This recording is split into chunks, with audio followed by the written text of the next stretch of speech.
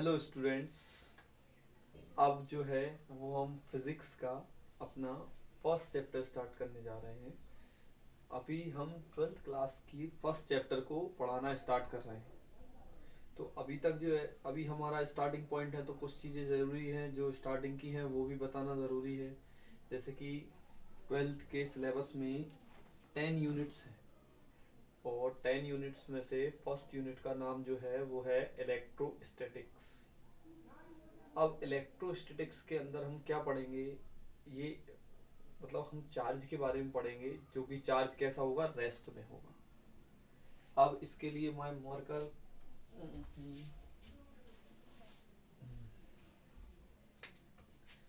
तो सबसे पहले हम स्टार्ट करते हैं हमारी unit number first.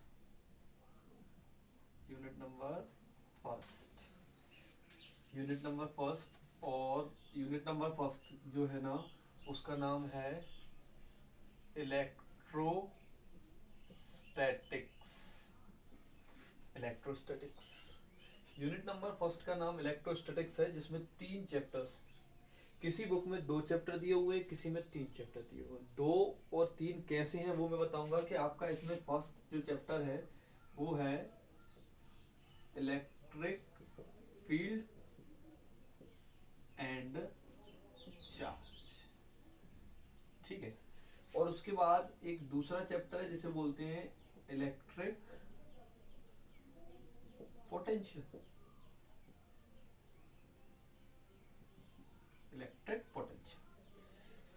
And capacitor.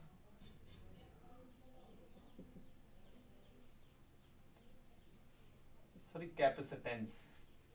तो electric field and electric charge, और दूसरा chapter electric potential and capacitance. किसी किसी बुक में इस कैपेसिटेंस को तीसरे चैप्टर के नाम से भी दिया है, तो हम यहाँ पर मान लेते हैं ये तीसरा चैप्टर है। अगर 2 मानेंगे तो 2 भी ठीक है, लेकिन ये हमारा फर्स्ट यूनिट हो गया इलेक्ट्रोस्टैटिक्स। इसमें हम क्या पढ़ेंगे कि सबसे पहले हमारा पॉइंट आएगा तो हम पता करेंगे कि भाई इलेक्ट्रोस्टैटिक्स क्या होता है। तो इलेक्ट्रोस्टैटिक्स क्या होता है? Electrostatics is the branch of science. ये एक साइंस की ब्रांच होती है जिसमें हम चार्ज की स्टडी करते हैं, उसकी रेस्ट की कंडीशन में। मतलब the branch in which we will study about the charge where charge is in rest condition is called electrostatics. अब इसके बाद आपकी यूनिट नंबर सेकंड भी आएगी, जिसमें आप पढ़ोगे यूनिट नंबर सेकंड, जो कि क्या होगा, करंट इलेक्ट्रिसिटी,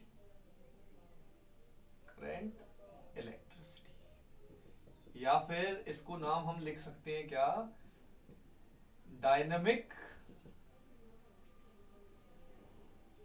इलेक्ट्रिसिटी। ये क्या होता है? ये ऐसी ब्रांच होती है जिसमें हम चार्ज के बारे में तो पढ़ते हैं लेकिन मूविंग कंडीशन में, और यहाँ क्या पढ़ेंगे, चार्ज के बारे में रेस्ट कंडीशन में हम स्टडी करने वाले हैं। तो the branch of physics in which we will study about the charges where charge is in rest condition is called electrostatics. उस ब्रांच को हम इलेक्ट्रोस्टैटिक्स कहते हैं। क्लियर है? इसके बाद अब इलेक्ट्रोस्टैटिक्स तो हो गया कि इलेक्ट्रोस्टैटिक्स क्या होता है। तो इलेक्ट्रोस्टैटिक्स में सबसे पहला पॉइंट आता है हमारा, जिसे हम क्या बोलेंगे, first point. This is electricity. What is electricity? Electricity क्या होती है? तो इलेक्ट्रिसिटी क्या होती है, सुनो, कि आप ने एक चीज नोटिस की होगी कि जब भी आप कोई दो ऑब्जेक्ट्स लेते हो, दोनों को एक दूसरे से रब कर देते हो। तो जब कोई दो ऑब्जेक्ट्स को लेकर आप उनको आपस में रब कर दोगे, तो अचानक से उन दोनों के अंदर एक प्रॉपर्टी आ जाएगी। अगर आप दो बॉडीज को आपस में रब कर दोगे, तो दोनों बॉडीज के अंदर, रब्ड बॉडी जो है उनके अंदर एक अचानक से एक प्रॉपर्टी जनरेट हो जाएगी जो कि लाइट ऑब्जेक्ट्स को अपनी तरफ खींचेगी। That energy is called electricity. क्या होता है कि रब्ड ऑब्जेक्ट में जब किसी ऑब्जेक्ट को रब किया जाता है, तो रब करने की वजह से हमने एक चीज नोटिस की कि उनमें एक अट्रैक्शन प्रॉपर्टी मतलब वो लाइट ऑब्जेक्ट को अट्रैक्ट करने लगे। तो अब यहां पर इसी प्रॉपर्टी को मैंने नाम दिया इलेक्ट्रिसिटी। हाँ, अब तीसरा पॉइंट अपन पढ़ने जा रहे हैं जिसका नाम है चार्ज। तीसरी हेडिंग है हमारी चार्ज। अब चार्ज के बारे में पढ़ेंगे हम, चार्ज क्या होता है, व्हाट इज चार्ज।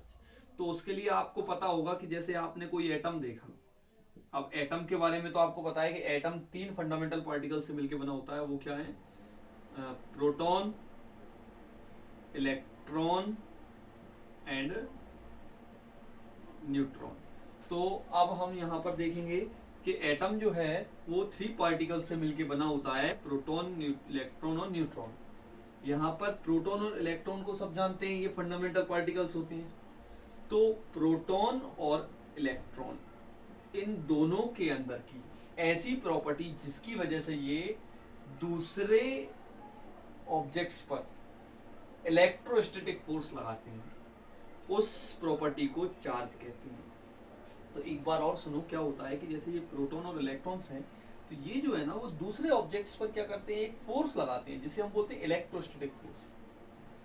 और वो प्रॉपर्टी, जिस प्रॉपर्टी की वजह से ये इलेक्ट्रोस्टैटिक फोर्स एक्सर्ट करते हैं बॉडीज पर, that property is called charge. The property of electron and proton, electron और प्रोटॉन के अंदर की ऐसी प्रॉपर्टी जिसकी वजह से ये दो है वो इलेक्ट्रोस्टैटिक फोर्स लगाते हैं बाकी ऑब्जेक्ट्स पर, इसे क्या बोलते हैं हम, चार्ज बोलते हैं। क्या बोलते हैं, चार्ज।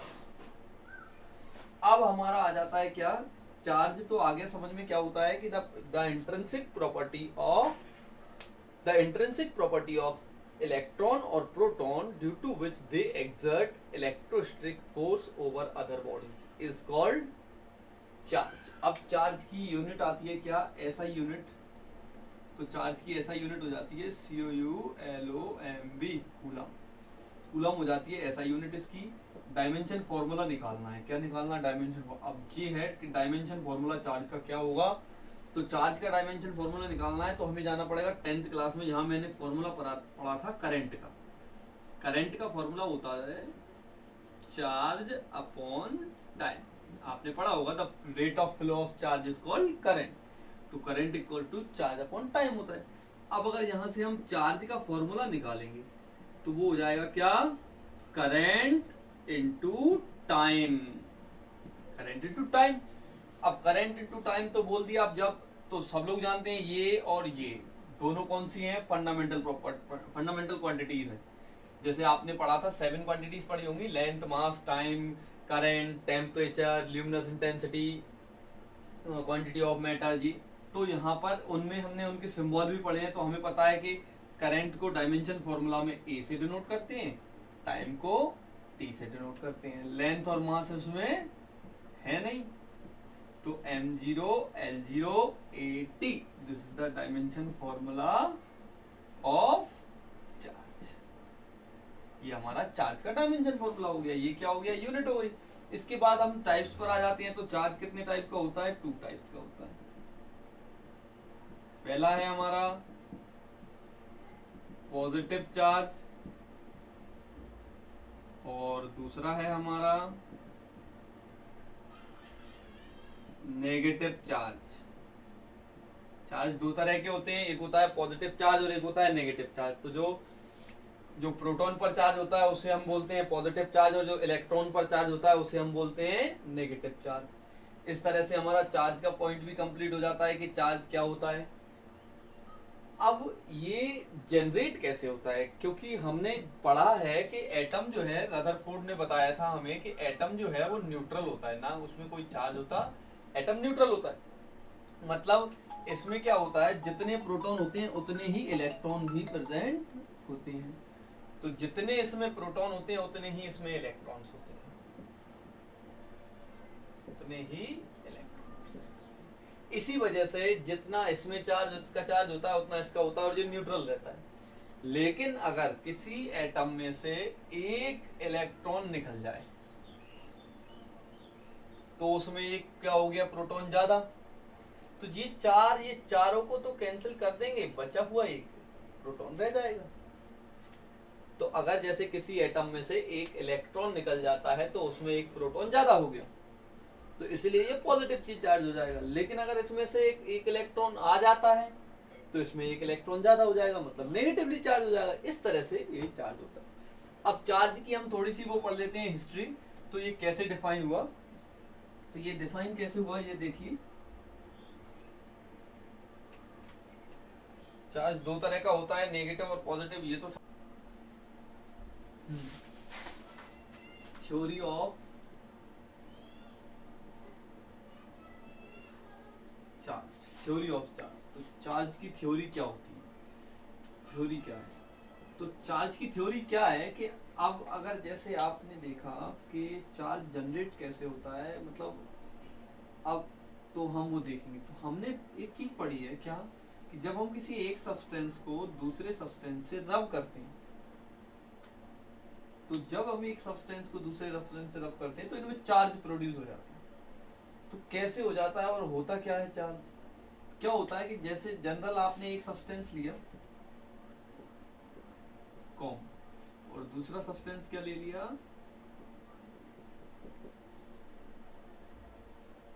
कॉम, और दूसरा सब्सटेंस ले लिया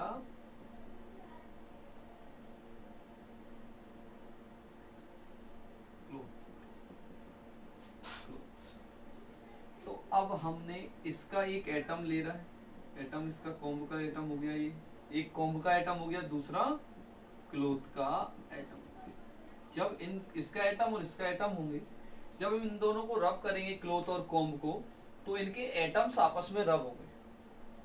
तो जब एटम्स रब होंगे, वैसे तो क्या था कि इसमें नंबर ऑफ प्रोटॉन और नंबर ऑफ इलेक्ट्रॉन्स कैसे थे, बराबर थे, और इसमें भी प्रोटॉन और इलेक्ट्रॉन कैसे थे, बराबर थे। तो जब ये आपस में रब होगा तो यहाँ पर एनर्जी प्रोड्यूस होगी, हीट एनर्जी प्रोड्यूस होगी इन दोनों के बीच में, जिसकी वजह से जिस एटम में इलेक्ट्रॉन वीकली अटैच है, वीक मतलब कमजोर, जिस एटम में न्यूक्लियर फोर्स कमजोर है, उसमें से इलेक्ट्रॉन बाहर निकल जाएगा और दूसरे में आ जाएगा जिसका न्यूक्लियर फोर्स कैसा है, ज्यादा है। इस तरह से एक से इलेक्ट्रॉन निकल गया और दूसरे में पहुंच गया। वैसे क्या थे, दोनों में इलेक्ट्रॉन और प्रोटॉन का जो रेशो था वो बराबर था। रेशो बराबर मतलब अगर इसमें 5 इलेक्ट्रॉन है तो 5 ही प्रोटॉन थे, इसमें 5 प्रोटॉन है तो 5 इलेक्ट्रॉन थे, बराबर थे। लेकिन अब जब इसमें से एक निकल के इसमें आ गया, इसका मतलब इसमें एक इलेक्ट्रॉन ज्यादा हो गया और इसमें एक इलेक्ट्रॉन कम। इसमें इलेक्ट्रॉन कम है, इसका मतलब ये हो गया इसमें प्रोटॉन ज्यादा हो गया।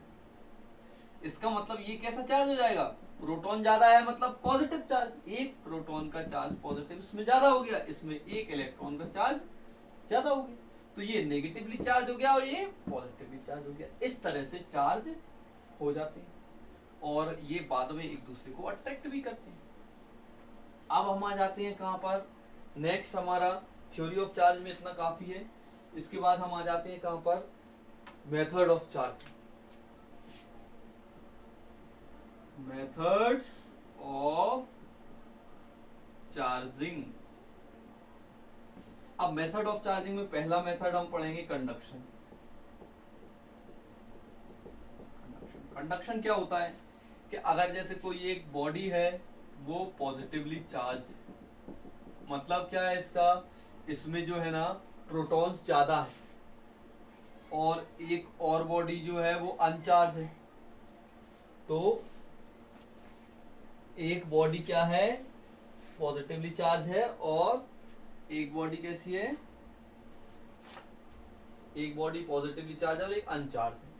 अगर इन दोनों को मैंने जोड़ दिया तो चार्ज इसमें से इसमें ट्रांसफर हो जाएंगे और दोनों बॉडी चार्ज हो जाएंगी। इस तरह की चार्जिंग मेथड को हम क्या बोलते हैं, this method is called conduction. जब किसी एक चार्ज बॉडी को अनचार्ज बॉडी से जोड़ दिया जाता है तो अनचार्ज बॉडी भी चार्ज हो जाती है। मतलब अगर आप दोनों को अटैच कर दोगे तो दोनों बॉडीज चार्ज हो जाएंगी। This is called conduction.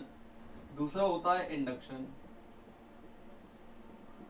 दूसरा मेथड क्या होता है, इंडक्शन। अब इंडक्शन क्या होता है कि अगर जैसे कोई एक चार्ज बॉडी है उसको एक अनचार्ज बॉडी के पास में लाए, तो अगर किसी चार्ज बॉडी के पास में अनचार्ज बॉडी को लेके आते हैं तो अनचार्ज बॉडी के सेम साइड पर, इनर सेम साइड पर अपोजिट चार्ज और आउटर साइड पे सेम सिमिलर चार्ज प्रोड्यूस हो जाते हैं और ये बॉडी टेम्परेरी चार्ज हो जाती है। This method is called induction.